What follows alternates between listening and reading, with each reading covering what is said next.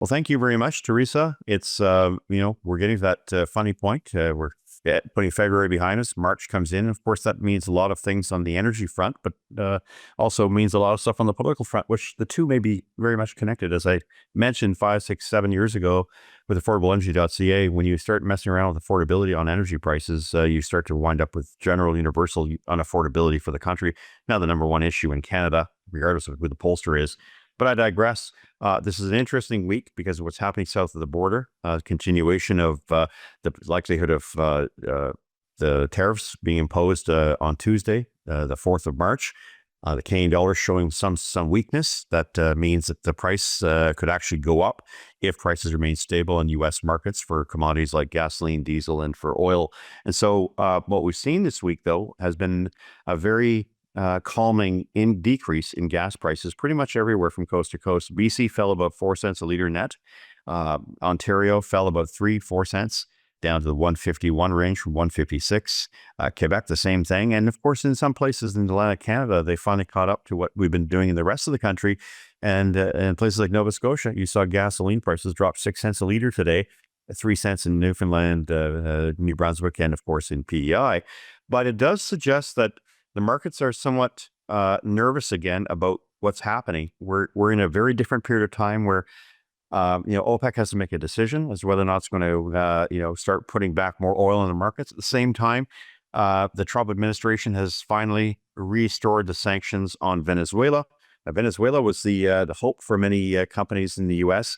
that they'd be able to get heavy oil, which they desperately need to make diesel. So that's because U.S. gasoline is produced with U.S. oil, but it cannot make diesel. Light, tight shale oil produced in the United States, the drill baby drill stuff that you heard about, it's great for gasoline, but you can't produce the stuff you need to run your economy, a modern economy, a transport-intensive economy. You can't do your mining, you can't do your agriculture, you can't do your aviation or your transportation matrix, whether it be by plane, train, or automobile, without diesel. And by automobile, of course, I mean light-duty trucks, etc. So what that's really means is that Canada finds itself in a very unique position in that, yes, there may be sanctions coming, but there may be tariffs coming, but it does mean that Canadian oil is highly prized and valuable. Just a side note on this, Teresa, is that, one of the alternatives for the United States to get heavy oil has always been Mexico, if not Venezuela or Saudi Arabia. Saudi Arabia is not interested in selling much to the United States. It has its own markets in Asia, and they're doing very well, thank you. As I mentioned, Venezuela is a basket case. It continues to be sanctioned, and Chevron, which had a deal to get 250,000 barrels, is now finding that they won't be able to do that anymore under the Trump administration, who said no finally. And Mexican oil. Yes, well, there's a lot of oil that was coming from Mexico in the United States in exchange for natural gas. The problem is that the heavy oil that Mexico has is contaminated. A lot of water, a lot of salt in it. So it's not good stuff. It's why we've heard President Trump on the same day he says, I want to reimpose tariffs or impose tariffs on Canada, saying, hey, we should build the Keystone XL pipeline. Let's get onto it. He knows, as do American producers, that without Canadian oil, your economy will come to a halt. And by the way, the numbers prove it. The United States produces 13 million barrels a day. That's up from 5 million barrels 15 years ago. But they consume 21 million barrels a day. So anyway you slice it, they're short. They'd just like to get a lot more Canadian oil. It'd be great if we went from 4 million to 8 million barrels a day if we had the pipeline capacity, not just the United States, but to around the world. You can imagine what that would do in terms of revenues to the federal, provincial government. It would double those revenues and, of course, leave the Americans in a situation where they would have no alternative but to go for Canadian energy. And, of course, I also have to be mindful of what happened last week, Teresa. We saw the United States and Japan come to a conclusion idea based on LNG. $1 trillion. Now, why do I say it slowly?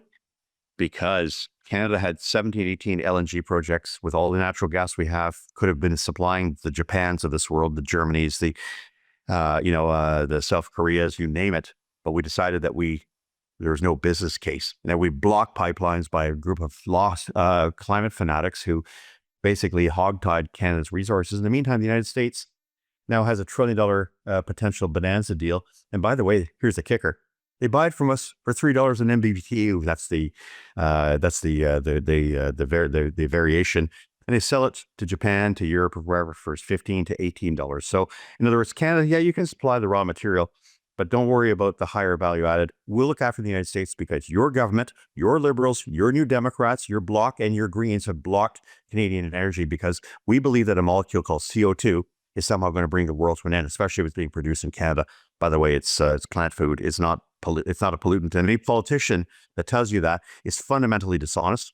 Anybody who calls themselves a scientist making that claim should never be called a scientist. They should be called false scientists. These are not people who understand the science, the breakdown of molecules and its importance in terms of society. I digress. On the question of energy, Canada has a big role to play, an even bigger role to play if government that came into power were to prepare itself to allow our energy products to get to all markets in the world, not just the United States. And I think that's where we're going. You want to do something to help Canadians right now, Teresa? The biggest thing we could do, get more Canadian oil and gas sold to the rest of the world. Canadian dollar would strengthen, and you and I would be saving 26 cents a liter. Get rid of the carbon tax. That's only one thing. Another savings of 20 cents a liter. Get rid of the second carbon tax. You'd save another 4 or 5 cents a liter in British Columbia, another 20 cents a liter. Imagine a situation where diesel, gasoline, all of our input costs to move goods in this country were to drop by 50 or 60 cents a liter. That's exactly the difference between what we're seeing in terms of where Canada ought to be going and what the Liberals under Mark Carney or whoever, the NDP and the Greens want to continue to impose on Canadians. And then they wonder why there's an affordability crisis. It all comes back to energy.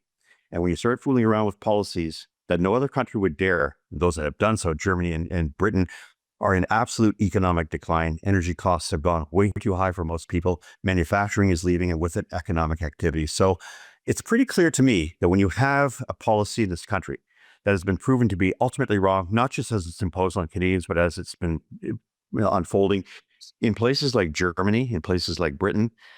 And the reason why, of course, the United States has rejected this is very simple. They're not prepared to impose and punish their consumers in the way Canadians have allowed their government to do so. A government, by the way, which lacks complete legitimacy. So I'd say, in the next week or so, let's watch for energy prices to stabilize next week and start to move back up as we head towards April 1st. I know it's not that far away, a month away. We're going to have carbon tax, another one you voted for, 4 cents a liter.